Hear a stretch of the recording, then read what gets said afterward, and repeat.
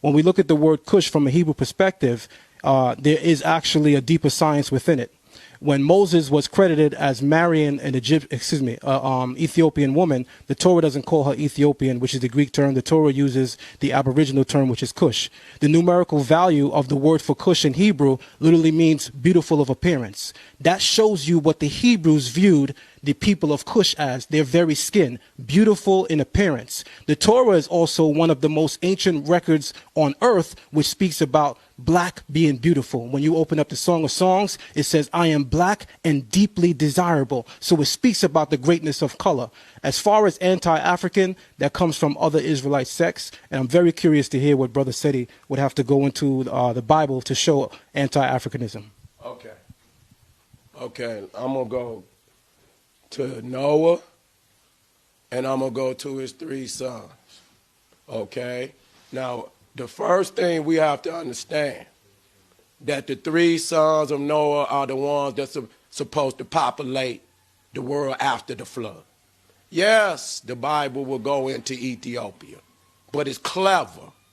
It's clever. Yes, it opened up in Ethiopia, but with the flood, they have a mechanism to wash away everything that came before they was on the scene.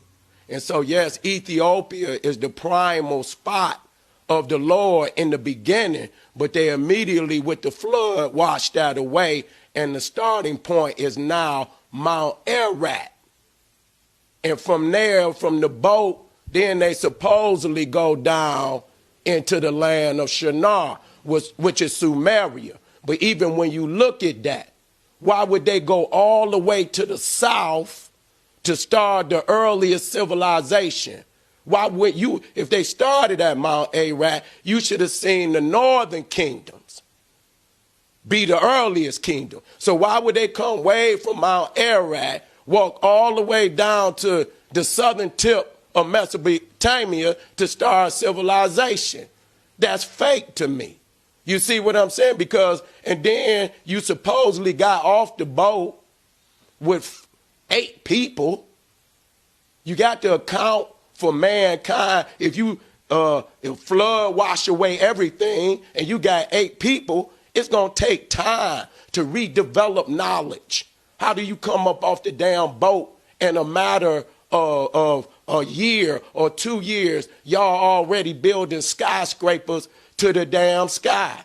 You come into Egypt and and then another thing, when you look at it, Egypt got a chronology list at Abydos. That's 2,000 years with 76 kings. If it was a flood, and the flood, according to the Jewish Hebrew calendar, was supposed to have been around 2003. This is coming from Jewish calendars, Hebrew calendar. It's around 2300 BCE. So that's within the time frame of the chronology. So if a flood came and washed away everything, you should see a break. There's no break in the chronology. Okay? They're still building great temples under each king. So it ain't just like he a name up under there. It's a temple. And so you got 2,000 years. Ain't no way you going to wash away everything and continue to build on a large scale. You're going to have to redevelop that knowledge. So at what point in time did the flood come to wash away everything? Because the 76 kings that's on the list, they got a tomb for damn near every last one of them. And they got a pyramid or a temple on a megalithic level. You're not going to come off the boat with 8 people, and then within 2-3, you don't even have enough people to pull the damn blocks. You got to repopulate the earth, if that's the case. And so when you look at this, Ham in the Torah is the father of the African tribe, the father of Cush. And he's cursed because he supposedly saw his father naked on the boat. So they start with the patriarch. So they don't put it on the patriarch Ham. They curse his son, Canaan. Now, I don't know how they knew he was going to have a son named Canaan. He named one Egypt. He didn't get cursed. He named one Ethiopia. He didn't get cursed. So So if somebody say, cursed be Canaan, why would the hell he even name one of his sons Canaan? How did they know which one was going to be Canaan? Why wouldn't the first one could have been Canaan? He could have said, well, I'm going to name him Canaan. Or the second one. I'm going to name. So nobody knew which one he was going. So how did they know which one to curse? But they cursed Canaan. So that gave the Jews, the Hebrews, permission to go into Canaan. And we must understand that Ham is Africa. That Canaan is the brother of Cush, the brother of Ethiopia. And God gave the Israelites permission to slaughter many of them. And it's documented. Okay, that's how it's anti-African. Where God can tell you to obliterate everything. Man, woman, and child. Baby. Everything. And these are African. And what it says in the Torah, in one instance, I seen where it said they were peaceable and quiet, for they of Ham had dwelt there of old. So the Torah mentions that these wasn't even, many of them wasn't even warlike African tribes. They were peaceable and quiet, for they of Ham had dwelt there of old. And it says that Hezekiah slaughtered them all. Peaceable people, not even warrior people.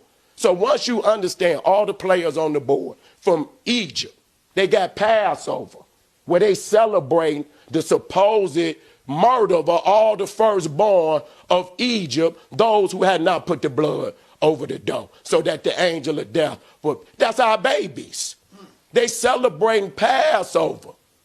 Why this God is doing this, not this goddamn smoke in the sky is ordaining these type of murderous holidays. You see what I'm saying? And as even though you hear about Ethiopia in the garden, whoop-de-woo, this also in Isaiah where it says that the Ethiopians will be carried off into slavery with their buttocks out and everything in shame. In shame. So at the same time, they do say some good things about Ethiopia. It says some very hideous things about Ethiopia. So we have to put that out there. All right, my brothers, Zion, I hope you took a lot in. I hope you was listening good. That's some powerful point that he made as far as the Passover. When you say that it's not anti-African, but you can celebrate the murder of African children, women, a whole family, and you say you give the credit to your God. So why should we praise a God who have destroyed African villages and homes? I would like to see you wiggle your way up out of this one, brother. If we're going to look in the Torah and speak about the celebration of death in terms of African people, first of all, Kemetic people don't represent every single tribe in Africa, because there were certainly times in Kemet where Cometians went against Africans as well. Let's look at the Norma palette. What does the Norma? Let me finish, brother. Let me finish. I'm dealing with it right now. I'm not sidetracking. I'm dealing with it perfectly. We allowed him to speak. Let's allow me to speak. The Norma palette celebrates what? The unification between Upper and Lower Egypt. And you see the standard to the right of Narmer himself bears what? The banner of who? The Necheru. That means the gods favored it as well. Those people who are conquered are African people on the Narmer palette. They're not Asiatics, according to the Kemetic scholars. They're African people. So here we have the oldest record of writing coming out of Kemet, the Narmer palette, is celebrating the death of other Africans. But you go into the Torah now and you say, oh, y'all celebrating the death of Africans. Well, let me make this clear Let me make this clear right now. Let me make this clear right now. You cannot go as far as the Bible, which took place according to you, and we're in agreement, much later, when much earlier the same thing coexists in ancient Kemet. The Narmer palette itself is celebrating the victory of Kemet over other Africans. So we have to cut that crap out. Also on the Narmer palette, you see that the Necheru are praised for that victory. And again, replete throughout the Kemetic text when you go into ancient Egypt is the same idea. You find Kemetics with their hands all over the same Nubians that everybody's talking about in every lecture. How many times do we see the ancient Kemetic go into Nubia and tear them up and leave their buttocks out? So if we're going to talk the truth, let's talk the truth. Every people upon the face of the earth don't agree. You can't walk into ancient Kemet and say, I got melanin, so I'm a part of you. It didn't work like that. You had to say what pedigree you're from, what tribe you're from, what people you're from, what's your culture, what's your heritage. You having melanin was not sufficient to make you Kemetic. So let's cut that shit out from the beginning right now. In order for you to be Kemetic, you have to be of Kemetic stock and pedigree, because the ancient Kemetics fought with several Africans and laid their ass out too. So if we're going to talk truth, let's talk the goddamn truth. That's what I'm saying. No. He didn't pass the mic. That's all right.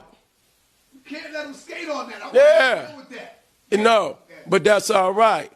What's clear here, that regardless if he put up a historical tablet or whatever, we understand what we call the Netaru are principles, cosmic principles.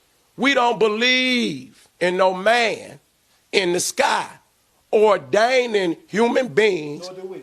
Wait a minute. No, love human beings, and that's clear. Nor do we. Because if they don't believe in this God that ordained them to have that land, if that God is not real, then they right on to the land is not real, because it's through that God and that blessing on Abraham. Say that I'm gonna give you this land. You understand? And you this is yours.